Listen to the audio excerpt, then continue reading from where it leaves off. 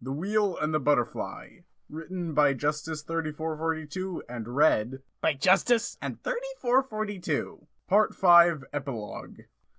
Freak tornado tearing through LA! Pinky screamed, clad in her white shirt, black vest, cut-off jean shorts, and rainbow leg warmers. Ah! Dan responded from the bed, falling off of it.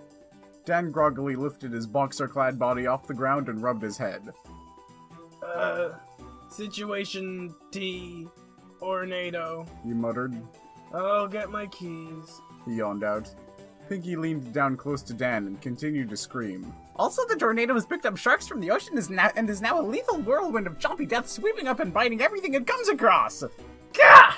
Dan rubbed his ear. I'm right here. Wait, did you just reference a sci-fi original movie?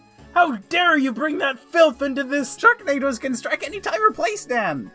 Pinky insisted, putting her hands around Dan's bare shoulders and shaking him. Assuming such places have sharks with convenient pickup distances of tornadoes. She added, raising an index finger informatively.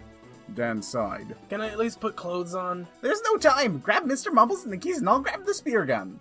Stop shouting at me! I'm going. Dan insisted. Mr. Mumbles called out.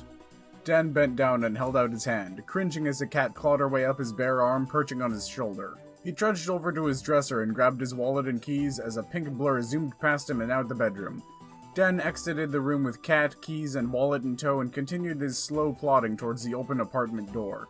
Get the car, get the car, get the car, get the car! Pinky commanded, energetically hopping up and down on the walkway, holding his spear gun in one hand and a quiver of spears in the other. Alright. Hold your horses. Or ponies. Whatever.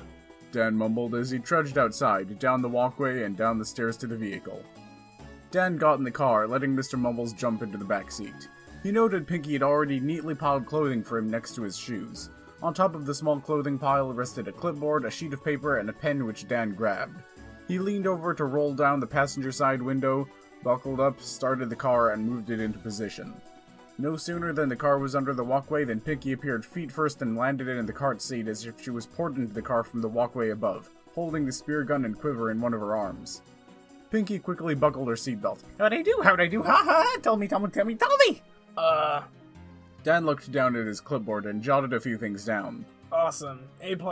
He answered simply. Yippee skippy!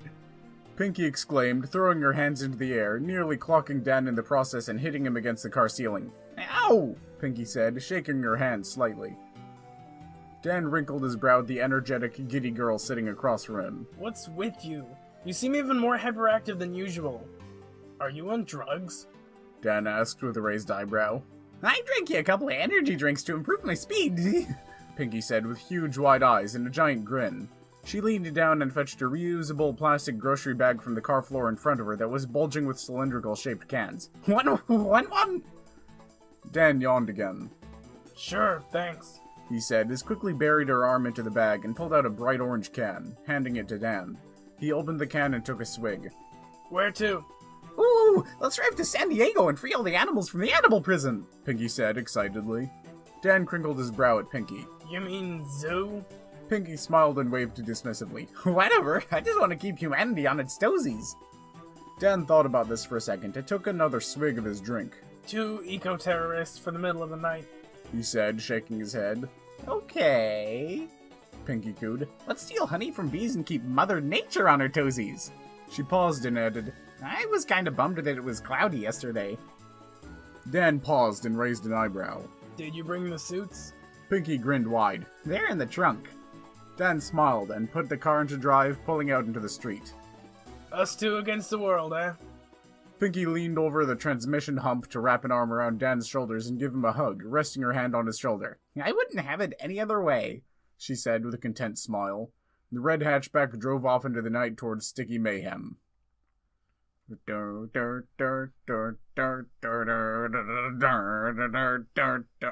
And part 5. Thanks for listening, listeners. Now let's read some comments. This is the last Wheel and the Butterfly? No, it's not!